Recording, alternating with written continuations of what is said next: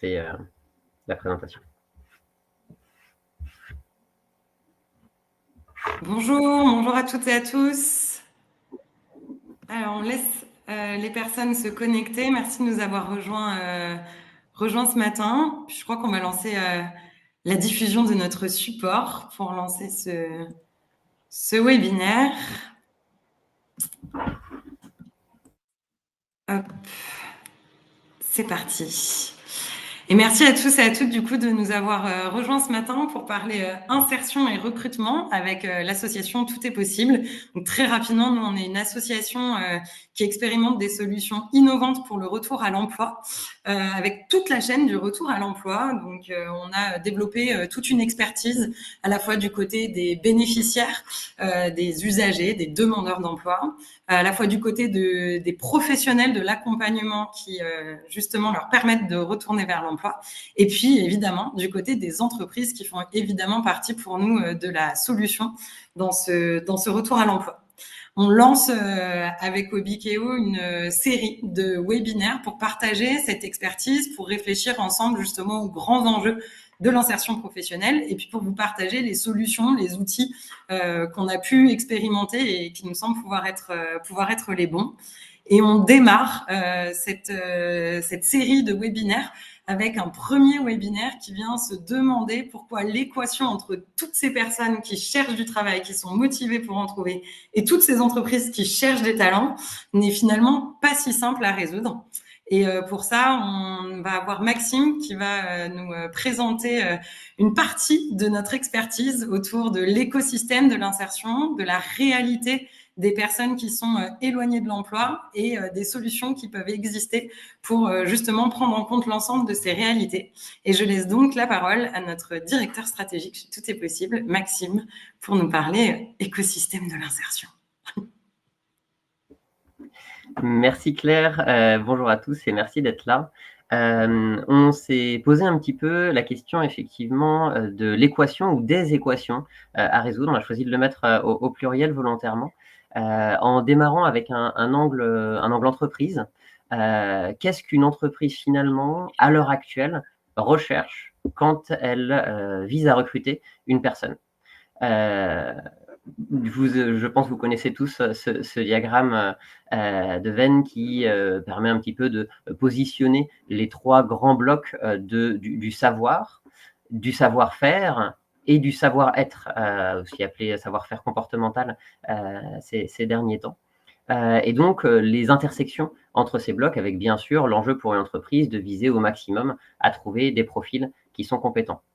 Ce qui est très intéressant, c'est que ces derniers temps, on se retrouve avec pas mal de structures qui nous disent nous, ce qu'on veut, c'est que les gens soient motivés, au-delà de l'ensemble du reste des sujets. Et le deuxième volet qui nous paraît intéressant, c'est de se poser la question, finalement, si je recrute une personne qui n'est pas déjà à l'intersection de ces trois blocs, est-ce que finalement, je peux arriver à en faire une personne qui va être compétente au regard des missions que j'ai à lui fournir? La réponse, à notre sens, est oui. Et on a déjà pas mal de structures qui ont bien évolué sur le sujet en se disant que finalement, les savoirs, on est capable de les transmettre par de la formation, que les savoir-faire d'eux-mêmes, on est capable de les transmettre par de la formation. Et ce qui est peut-être un peu plus clivant jusqu'ici, c'est la question des savoir-être, où un certain nombre de personnes considèrent que c'est beaucoup plus compliqué à appréhender ou à apprendre. On se rend compte pour autant, quand on vient côté public, que ces savoir-faire comportementaux, il s'agit aussi de codes qui s'apprennent, simplement des personnes qui ne les ont pas, et au fur et à mesure de cet apprentissage, qui vont pouvoir les appliquer. Le deuxième volet, c'est qu'il y a une partie de ce savoir-être qui vient non pas s'apprendre, mais qui vient s'accompagner, qui vient prendre dans le temps un volet d'accompagnement qui permet au fur et à mesure d'amener les personnes à appréhender ces notions. Je m'arrête de ce côté-là pour l'équation côté entreprise.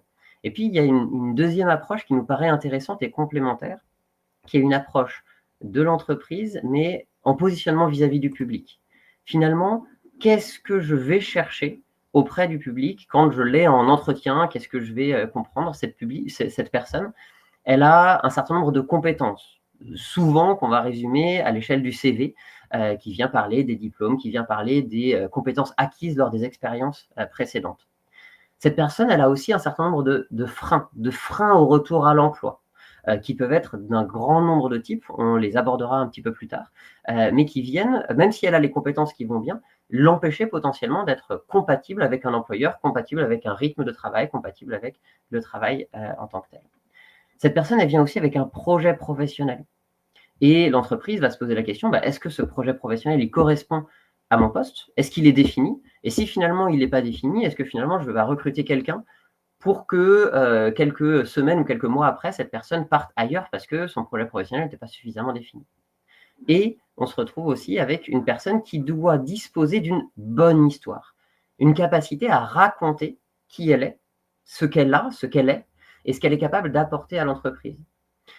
Et on se retrouve avec des profils, quand on se concentre sur les populations, qui ont potentiellement des difficultés à disposer des bons éléments sur chacun de ces 4 volets. Et c'est intéressant de se poser sur comment résoudre l'équation pour ces publics, de la combinaison de est-ce qu'ils sont en vert ou en rouge, si je schématise, sur chacun de ces 4 grands blocs. Quelle combinaison il peut exister entre les feux verts et les feux rouges, et quelles sont les actions qui peuvent être mises en place pour pouvoir y réagir. Si je m'attarde très rapidement sur ce sujet, au niveau des compétences, je l'évoquais, il y a le schéma classique de la formation, mais qui peut prendre diverses formes, qui permet d'avancer là.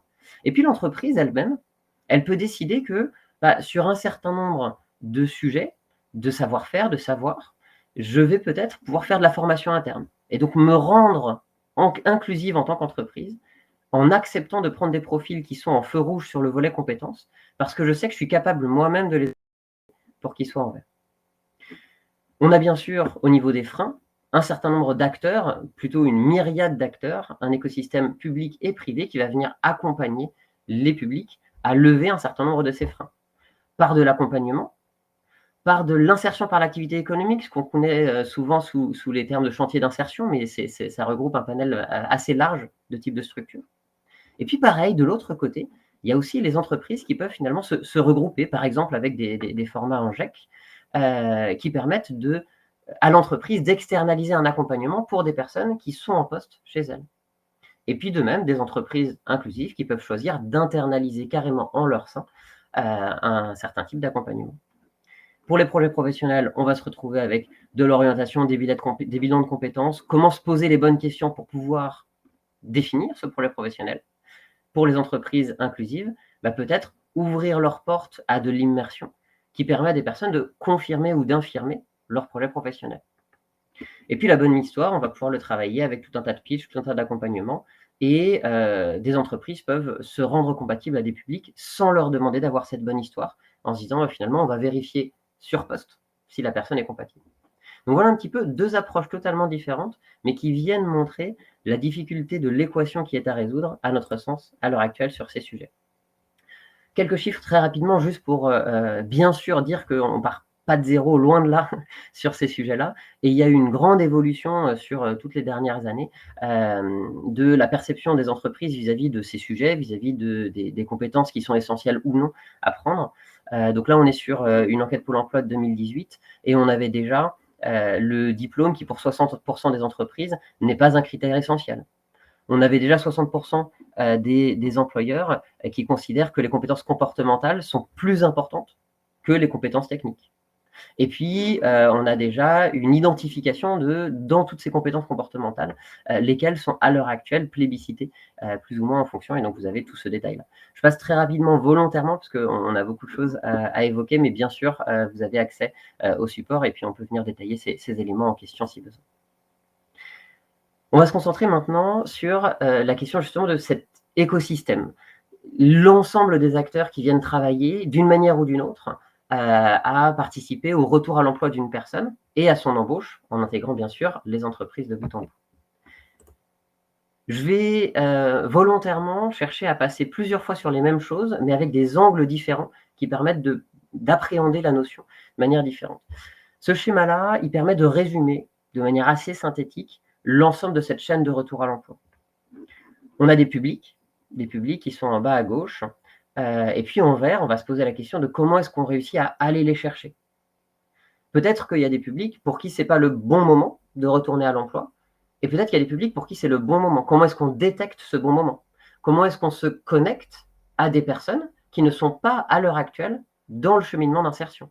Donc finalement, quels sont les acteurs qui ont un lien de confiance avec ces publics et qui vont, eux, grâce à ce lien de confiance, les orienter, les connecter vers un cheminement de retour à l'emploi? Ça, c'est tout un tas de questionnements qui viennent nous amener à la traduction entre les mondes. Le monde du lien social, du lien de proximité, n'a pas la même culture que le monde de l'insertion. Mais il faut que ces deux mondes-là, ils puissent réussir à se parler pour faire en sorte qu'on puisse avoir un cheminement et une connexion entre ces mondes. Ensuite, on a tout le cheminement que vous avez en rouge des publics à travers tout cet écosystème pour pouvoir arriver vers l'entreprise. Et là, il y a tout un tas de besoins d'accompagnement sur des sujets divers et variés, liés à la santé, liés au logement, liés à la définition du projet professionnel, à la quête de sens, liés à des typologies de public, etc., etc.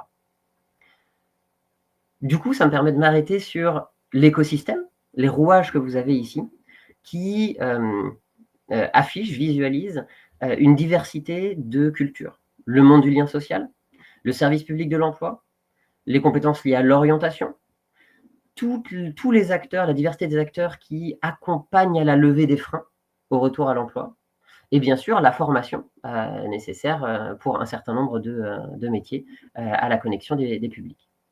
Tout ça, ce sont des acteurs qui fonctionnent chacun et qui fonctionnent en silo, bien sûr qui interagissent les uns avec les autres, mais il y a besoin de mettre de l'huile dans les rouages et de travailler à l'ingénierie territoriale de fonctionnement collectif en synergie de l'ensemble de ces acteurs. Et puis, bien sûr, en haut à droite, on a les entreprises inclusives. Le chemin qu'une entreprise peut, elle, faire de son côté pour se rendre compatible avec ses publics. Et pendant un certain nombre d'années, finalement, c'était facile, je mets des guillemets bien sûr là-dessus, mais c'était facile de recruter, on pouvait être sélectif. On se retrouve dans une situation aujourd'hui où il y a beaucoup de métiers qui arrivent à être en tension et qui n'arrivent pas à trouver suffisamment de profils à recruter, et donc qui doivent finalement, en tant qu'entreprise, faire un effort pour se rendre compatible à une partie des publics qui sortent de ce cheminement vers l'insertion. J'avance rapidement car le temps m'est compté. Une autre manière de visualiser un petit peu ce sujet-là, on a les publics cette fois-ci qui sont en bas. Il y a tous les publics qui sont quelque part déjà en capacité de retourner à l'emploi via le cheminement classique, que ce soit par Pôle emploi ou pas. Mais à gauche, si je reprends mes petits schémas de tout à l'heure, ils ont globalement, au niveau des freins, ça va. Et puis globalement, au niveau des compétences liées au métier et au projet professionnel qu'ils veulent faire, ça va aussi. Ils peuvent aller tout de suite dans une entreprise classique. Et puis il y a des publics, qu'ils soient dans ce cheminement classique ou qu'il y ait besoin d'aller les chercher par le lien social, par les acteurs qui travaillent aux aides sociales également, il y a besoin en fait de faire un diagnostic et une orientation pour pouvoir les amener vers le monde de l'insertion.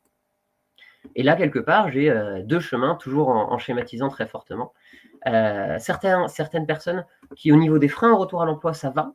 Par contre, ils sont en reconversion, et c'est le cas d'une grosse part des personnes qui aujourd'hui sont en difficulté de retour à l'emploi. Ils n'ont pas du coup le CV qui est en adéquation avec le projet professionnel qu'ils viennent présenter. Et donc, il y a des entreprises qui ne les sélectionnent pas et ils n'arrivent pas à se connecter à l'entreprise classique. Donc, on a besoin pour ces personnes-là, c'est au milieu du schéma, d'avoir des entreprises qui se rendent inclusives, qui se rendent en capacité de les accueillir, même si ils n'ont pas la bonne histoire et le bon CV à leur présenter. Inversement, sur la droite du schéma, j'ai des publics qui ont un certain nombre de freins qu'il faut lever, et à ce moment-là, il faut qu'il y ait des acteurs qui se mobilisent pour les accompagner à cette levée des freins. Insertion par l'activité économique ou insertion par l'accompagnement. Et si je finis mon schéma, finalement, à la sortie de ces sujets-là, je me retrouve dans des situations un petit peu différentes qui me permettent au fur et à mesure de me rapprocher d'une capacité à aller vers l'entreprise classique. Vous avez bien sûr en rouge au milieu énormément de sujets qui sont liés à la continuité de parcours, qui sont liés à de l'information sur le bénéficiaire qui doit transiter entre différents acteurs, qui sont liés à des langages communs entre l'ensemble des acteurs qui viennent graviter autour de ces sujets-là. Maintenant, de nouveau, un autre angle, quelles sont les compétences publiques? Les compétences des collectivités territoriales et aussi de l'État en territoire qui sont reliées à l'insertion. Vous en avez un échantillon à droite qui est presque exhaustif. Et vous aurez sur le support un lien qui vous permet d'accéder à un tableau qui permet, donc, qui a été actualisé en novembre 2019, et qui permet de voir la répartition entre chacune des échelons de collectivité de ces compétences. Donc, de la commune, en passant par l'EPCI à fiscalité propre, communauté de communes, communauté d'agglomération, etc., département, région et État, État déconcentré en territoire. Ce qui est intéressant à se poser ici, c'est quelles sont les compétences publiques qui sont reliées à l'insertion. Alors bien sûr, on va facilement trouver la formation, l'orientation, et puis la dénomination insertion. Pour autant, quand on fait ce travail-là, donc vous avez des petits tics que je viens de rajouter à droite du tableau. En fait, quasiment toutes les compétences pourraient être reliées à l'insertion si on considère le domaine, qui est un domaine forcément qui a des profils à recruter. Mais si on se concentre sur ceux qui viennent toucher au sujet de l'insertion, l'action sociale et la santé, ce sont des freins à la capacité à retourner à l'emploi. L'enfance et la jeunesse, c'est un moment où on vient préparer les personnes à être en capacité à être compatibles au marché de l'emploi.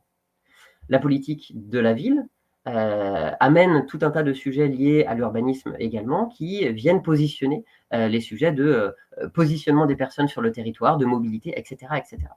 Je ne détaille pas individuellement, mais on se retrouve finalement avec un sujet par essence qui est intégrateur.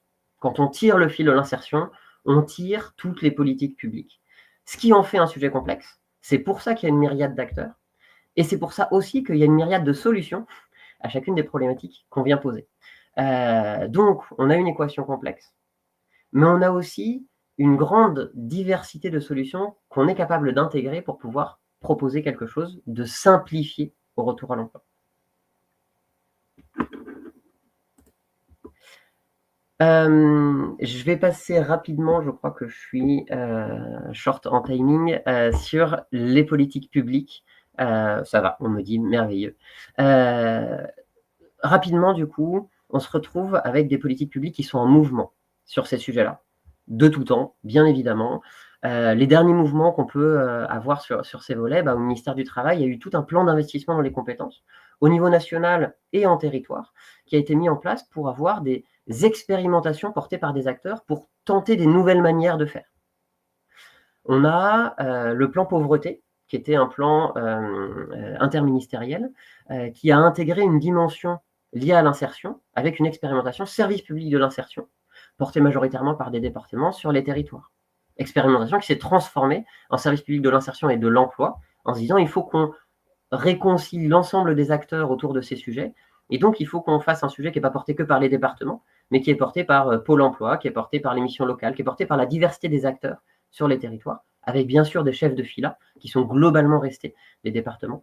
Mais voilà, une expérimentation qui a avancé et qui aboutit, là, depuis le début d'année, à la réforme France Travail, qui va venir au fur et à mesure, et on commence à percevoir les contours de cette réforme. Bien sûr, la réforme de l'assurance chômage, qui a fait beaucoup de bruit, mais qui vient impacter l'ensemble des sujets liés à l'insertion. D'un point de vue organisation, on a eu du mouvement puisqu'on a eu un haut commissariat à l'emploi et à l'engagement des entreprises qui a été créé il y a quelques années. On a un ministère à l'inclusion qui a été créé et qui a été supprimé dans les derniers remaniements.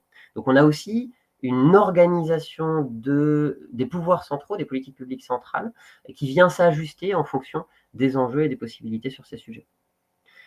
Je me suis concentré forcément sur ce qui a été porté en partie par le ministère du Travail parce qu'il est central sur le sujet, mais on a l'Agence nationale de la cohésion des territoires qui est extrêmement investie sur ces sujets, qui a lancé un tremplin assaut, qui est un peu l'équivalent du plan d'investissement des compétences dans l'intention, dans l'esprit, de se dire on fait une communauté d'acteurs qui expérimentent, on fait parler ces acteurs, on crée de la synergie, on crée les conditions de mesure et d'observation qui nous permettent d'en tirer des leçons. C'est ça l'intention qui a été posée sur ces deux volets.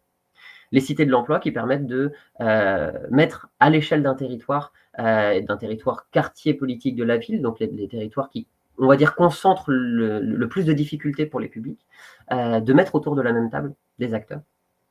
Bien sûr, des sujets avec là les populations migrantes et la question des visas métiers en tension qui vient et qui va passer dans les chambres parlementaires d'ici la fin de l'année normalement, si le calendrier n'est pas reporté. Et puis tout un tas d'autres expérimentations. J'imagine que vous avez entendu parler de territoire zéro chômeur longue durée, des contrats à impact qui sont mis en place pour avoir un risque qui est pris par des acteurs privés au profit d'un sujet public et une compensation qui est mise en place par l'État si jamais les résultats sont au rendez-vous. Je m'arrête là. L'enjeu pour moi, c'est pas du tout d'être exhaustif sur le sujet, c'est pour dire qu'il y a beaucoup de choses qui bougent en permanence là-dessus et que c'est intéressant de venir s'y confronter.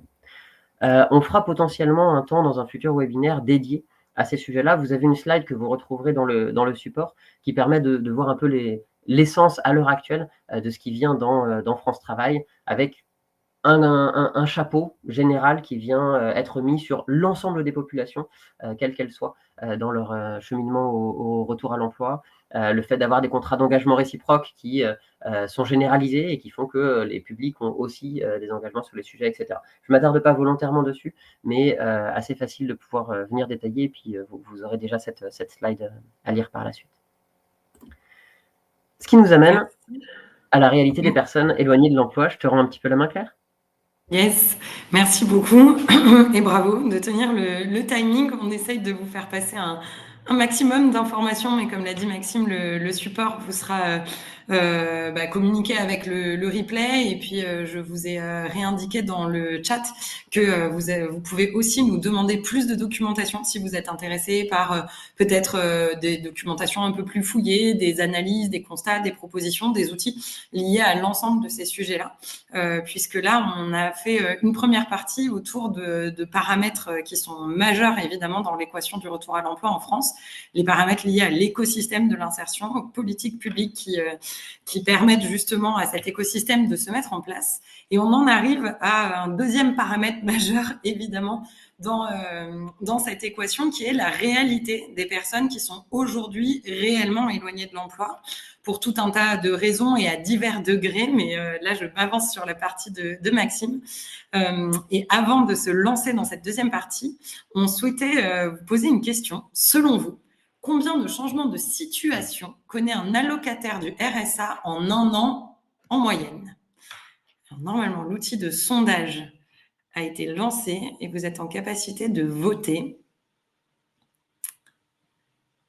Et on vous laisse quelques secondes pour voter et pour nous dire si vous pensez qu'un allocataire du RSA connaît 3, 5, 8 ou 10 changements de situation. Donc vraiment des changements qui vont avoir un impact sur potentiellement sa disponibilité, sa capacité à chercher de l'emploi rapidement dans divers domaines, etc., etc. Et qui vont nous permettre de toucher du doigt un petit peu une réalité qui est peut-être un peu plus complexe qu'elle ne peut en avoir l'air initialement. Allez, je vous laisse encore quelques secondes avant de clôturer le sondage.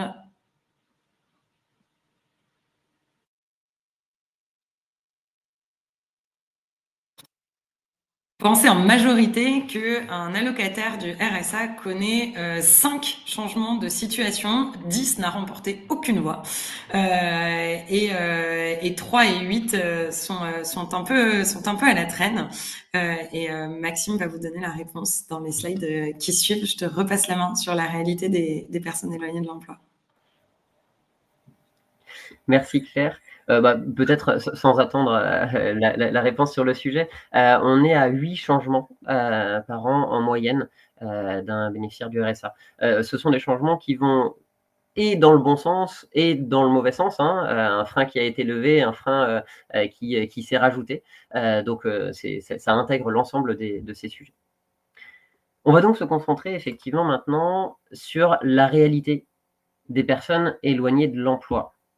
Bien souvent, quand on vient mesurer des politiques publiques liées à cette question de l'insertion, on vient positionner des indicateurs assez simples qui sont du retour à l'emploi pérenne. Est-ce que la personne elle est retournée à l'emploi? Et est-ce que c'est un CDD de plus de 6 mois ou un CDI? Et on s'arrête un petit peu là, alors que le cheminement pour retourner à l'emploi, pour tout un tas de personnes, il est potentiellement très long parce que il y a une grande diversité de freins qui sont à prendre en compte. Donc il y a une question de nombre de ces freins. Je vous les ai positionnés ici. Ce sont des blocs. Ça, c'est pareil, on pourra vous envoyer de la documentation beaucoup plus détaillée si vous le souhaitez.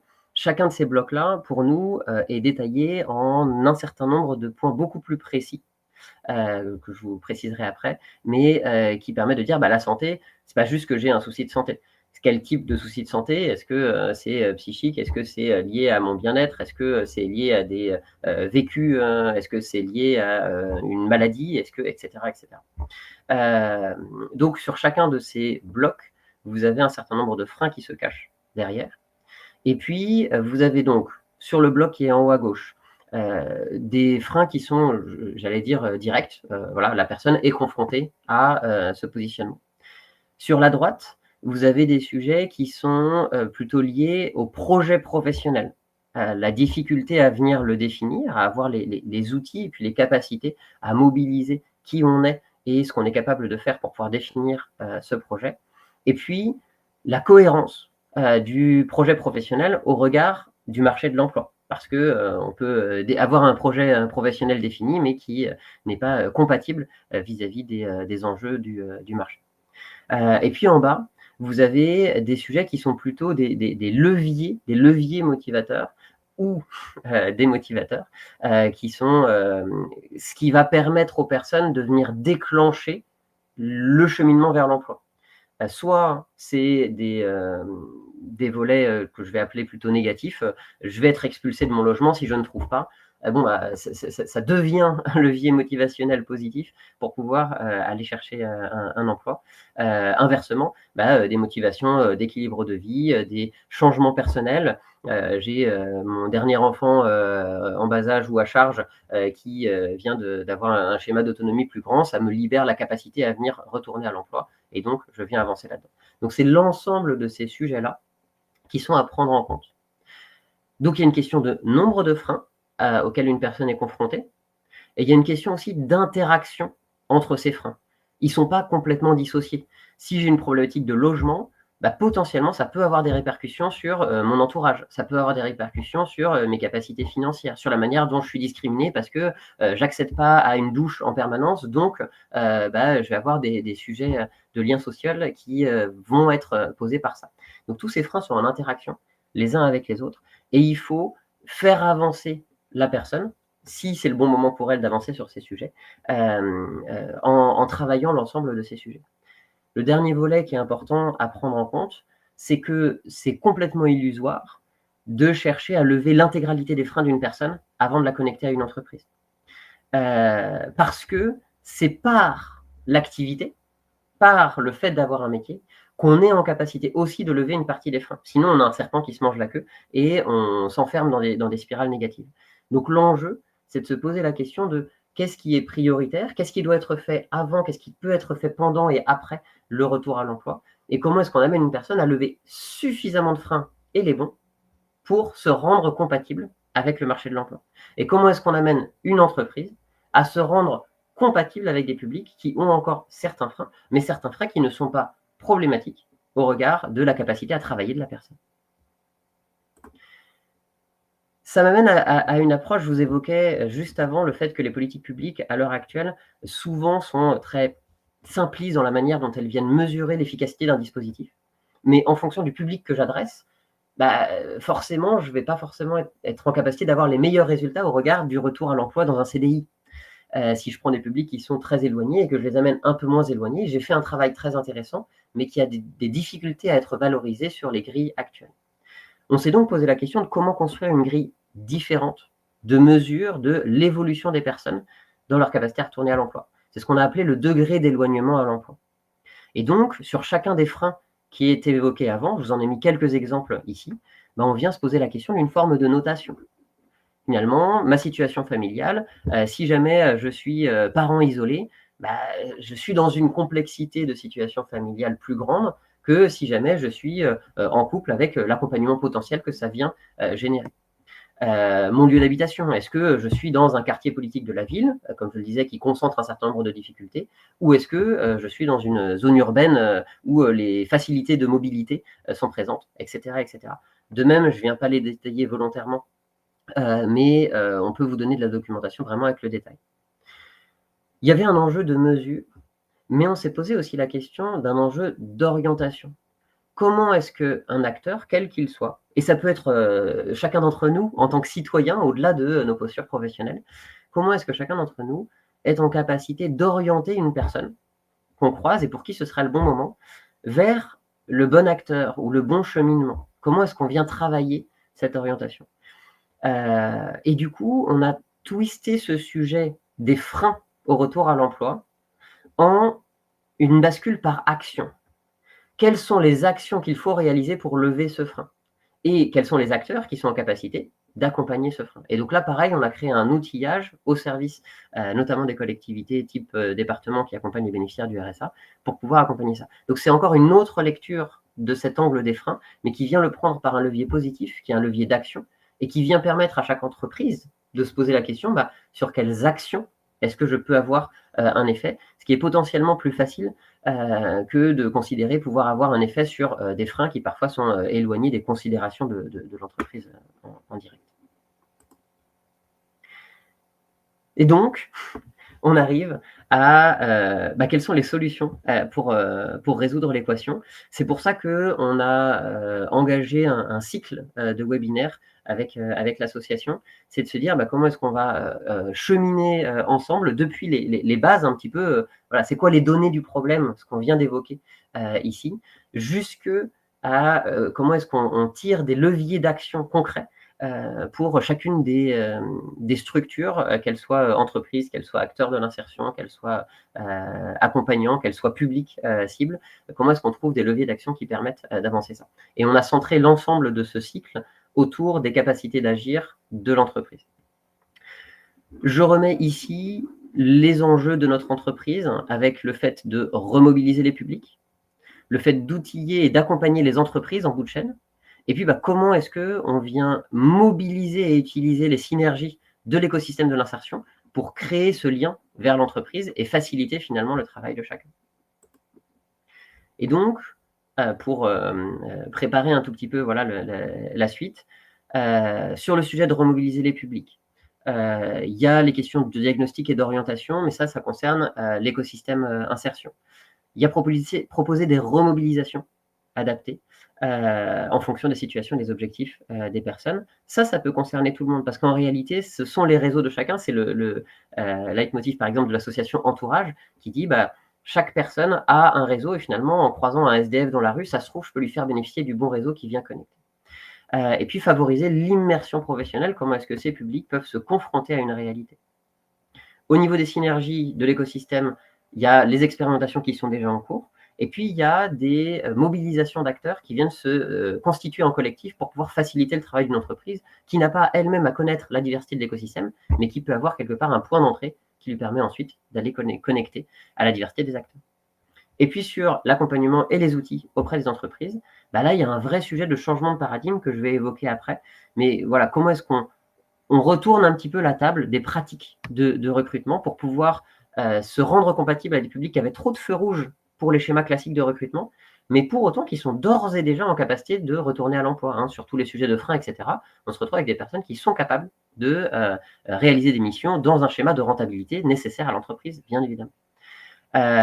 Et donc, aller vers l'essai, vers l'immersion, ouvrir cette capacité-là, et donner du sens, potentiellement, aux dynamiques RSE des structures.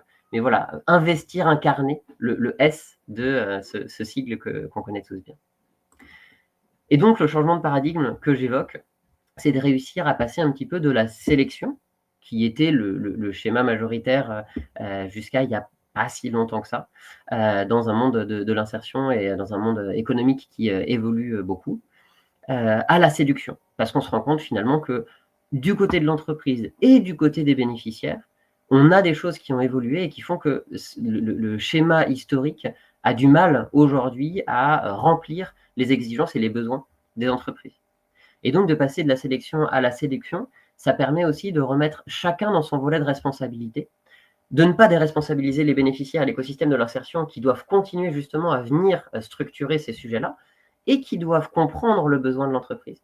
C'est là qu'il y a un enjeu énorme de ce côté-là, comprendre quels sont les besoins de l'entreprise pour l'ensemble de cet écosystème, pour amener les bons bénéficiaires à l'entreprise et que l'entreprise comprenne les besoins des structures pour faire en sorte qu'elles puissent se rendre compatibles à ces publics. Et donc, vous avez d'ores et déjà un certain nombre d'outils qu'on a mis à disposition en ce sens-là sur magerage.fr. C'est ce qui vous est mis en bas à droite de la slide, qui est un site à destination justement des entreprises pour nous, où il y a des fiches pratiques et autres qui viennent détailler un petit peu ça. L'enjeu pour nous, c'est de rentrer dans un cycle de webinaires où on va venir vous détailler au fur et à mesure chacun des grands volets des solutions potentielles à prendre. Donc le prochain, c'est le 18 octobre sur le mode d'emploi entreprise inclusive. Donc là, être vraiment très concret, opérationnel. Je suis une entreprise, qu'est-ce que je peux réaliser, qu'est-ce que je peux mettre en place très concrètement pour pouvoir me rendre en capacité d'accueillir ces publics. Et puis, on va démarrer un focus, on fera un certain nombre de focus dans le temps, mais démarrer un premier focus sur le sujet des publics primo-arrivants, des populations migrantes qui arrivent sur le territoire, et comment est-ce qu'on peut anticiper et résoudre une partie des problèmes de recrutement qui sont associés à ces populations spécifiques. Voilà un petit peu de notre côté ce qu'on souhaitait vous partager aujourd'hui dans un temps contraint. Merci beaucoup et on a sûrement un certain nombre de questions peut-être de votre côté auxquelles on sera ravis de répondre. À mettre vos questions en effet dans le chat. Il y avait peut-être beaucoup de matière forcément tout au long de ces éléments qu'on a voulu partager. Et vous l'aurez compris, on a une expertise en plus sur l'ensemble de la chaîne du retour à l'emploi. Justement, une question qui a été posée, elle était sur justement comment pouvoir avoir une cartographie claire en fait de tous ces acteurs du retour à l'emploi qui ont l'air d'accompagner des personnes qui sont dans des situations très diverses, dont certaines avec lesquelles les entreprises peuvent se rendre compatibles et puis d'autres où c'est peut-être un peu plus compliqué. C'est pas complètement l'objet de ce qu'on a partagé aujourd'hui, mais il se trouve que dans l'association, on a une petite expertise cartographique que je te laisse détailler, Maxime, sur cet écosystème. Avec plaisir. C'est un sujet majeur auquel je pense que chaque génération s'est confrontée et puis on n'a jamais réussi à tirer quelque chose de généralisable, justement parce qu'il y a une forme de diversité d'acteurs qu'on évoquait au début notamment de l'échange qui existe. Néanmoins, il y a quand même un grand nombre d'acteurs qui sont nationaux et donc qui ont une réalité sur la totalité des territoires, avec des antennes qui viennent exister. Et puis ensuite, il y a une réalité sur chacun des territoires, puisqu'il y a des acteurs qui existent à un endroit et pas à un autre. Il y a une initiative qui a été lancée, et puis d'ailleurs, vous avez un gros volet d'outillage qui a été lancé par beta.gouv et qui vise à outiller justement ces questionnements-là, avec notamment Dora, D-O-R-A, qui est un outil qui vise à recueillir justement quels sont l'ensemble des dispositifs et leur échelle d'action. Et donc, pour savoir sur vos territoires à vous, quels sont les dispositifs qui peuvent exister et qui permettent d'accompagner potentiellement les publics. Mais se pose la question de ce recueil, comment est-ce qu'on vient le mettre à jour, etc. Donc ça, c'est tout le travail que beta.gouv est en train de faire. Et puis, de l'autre côté, comment est-ce qu'on vient le mobiliser, le solliciter, et quelles sont les interfaces qui permettent aux bons acteurs de venir les solliciter. Nous, le retour qu'on a sur ce volet, c'est vraiment qu'il faut basculer dans une vision de donnant-donnant. On est sur des cultures qui sont différentes entre l'écosystème de l'insertion et l'écosystème entreprise. Et donc, si j'ai une entreprise qui va voir un acteur de l'écosystème pour se poser la question, envoyez-moi des publics, l'acteur de l'insertion va se dire pourquoi est-ce que je vais vous les envoyer à vous? Moi, j'ai déjà essayé auprès de telle entreprise et puis ça s'est mal passé pour telle raison et donc je suis très prudent sur les publics que je vais envoyer. Et finalement, qu'est-ce que votre entreprise est en capacité de garantir de différents d'autres structures qui va permettre à ces acteurs de se dire à ce moment-là, oui, je suis en capacité de faire. Et du coup, de mobiliser des sessions d'information sur les territoires. Et pardon, du coup, j'ai digressé un tout petit peu, mais sur la question cartographie, il y a ces sujets que j'évoquais de Dora, mais il y a aussi justement les cartographies des freins. Ça, on peut vous l'envoyer en direct pour que vous y ayez accès. Et puis, il y a un certain nombre d'angles de vue différents qui sont positionnés par les acteurs qu'on peut vous transmettre également. Oui, parce que vous l'aurez compris, on est prêt à vous transmettre, évidemment tous les documents qui pourraient vous intéresser. Vous avez un bouton normalement qui est apparu dès le début de notre webconférence là et qui vous permet de nous demander, de nous solliciter pour obtenir de la documentation ou des compléments d'informations diverses et variées. Ça va vous amener sur un petit questionnaire en ligne. C'est aussi valable pour les gens qui nous regardent en replay. Ça vous amène sur un petit questionnaire en ligne qui nous permet à nous de bien comprendre quel est votre besoin et votre envie.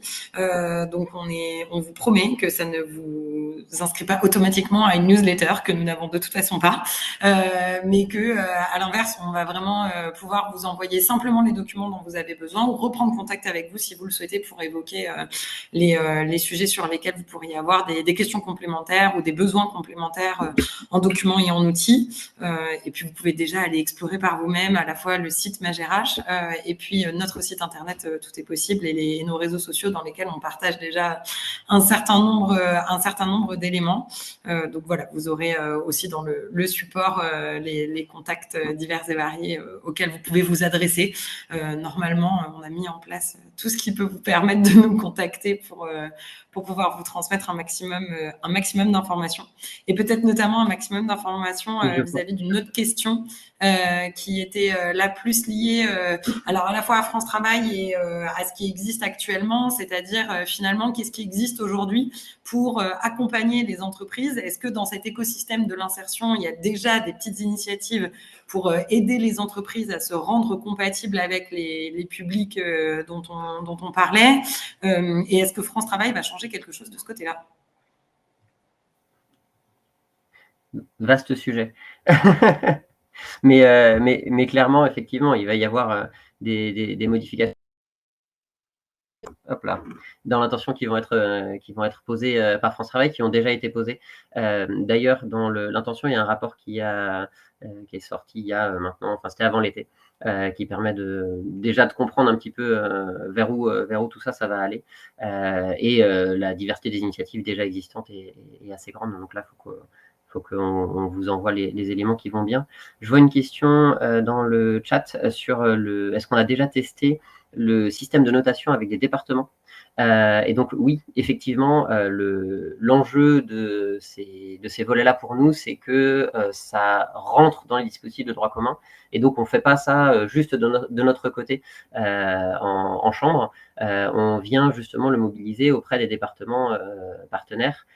Et donc notamment, on en discute avec le département de la Côte d'Or, avec qui on a expérimenté pas mal de choses, notamment dans l'approche vers leur public et comment est-ce qu'ils détectent le bon moment auprès de ces publics, et donc dans l'outillage auprès de leur service à eux, de leurs employés, comment est-ce qu'on réussit à adapter l'outil qu'on a construit de sorte qu'il corresponde à une plus-value, un gain de temps et un gain de qualité auprès de ces personnes. Donc notamment avec le département de la Côte d'Or, c'est aussi quelque chose qu'on vient discuter pas mal en Haute-Garonne à l'heure actuelle. Donc voilà, quelque chose qui est très ouvert, mais on a fini, nous, le travail de structuration théorique de l'outil. On a fini ça en mai dernier. Et donc voilà, c'est depuis mai qu'on est en challenge avec notamment le département de la Côte d'Or, comme je le disais, sur la pertinence et l'adaptation de l'outil. Donc on est encore dans de l'ajustement sur ces volets. Et peut-être pour reboucler avec la question France Travail qui a été posée précédemment, actuellement, donc suite au rapport de préfiguration, un certain nombre de départements justement sont rentrés dans une phase d'expérimentation de tout un tas de dispositifs qui servent l'intention globale de France Travail. Et c'est typiquement avec ces départements-là qu'on discute aujourd'hui aussi pour tester et affiner en fait ces différents outils pour pouvoir justement diagnostiquer, orienter au mieux et puis ensuite faire le lien avec les entreprises qui elles-mêmes se font de plus en plus accompagner et s'engagent de plus en plus dans ce type d'éléments. Il est 11h45, on arrive au terme de ce premier webinaire. Vraiment, on vous remercie de vous être connectés. On remercie toutes les personnes qui vont nous regarder en replay, évidemment. Et pour vos questions, ainsi que pour vos remerciements à vous. Comme on vous l'a dit, vous avez le bouton en bas pour nous contacter. Avec le replay, vous aurez accès aux documents support. Et puis, je crois que tout au long de la présentation, on a disséminé nos contacts pour que vous puissiez éventuellement nous contacter justement. Donc, n'hésitez pas à le faire. On vous répondra avec grand plaisir. Et peut-être retrouvons-nous le 18 octobre pour notre prochain webinaire qui sera consacré justement aux entreprises inclusives et aux outils très concrets qui leur permettent de se mettre en action. Merci beaucoup. Merci beaucoup. Belle journée à vous.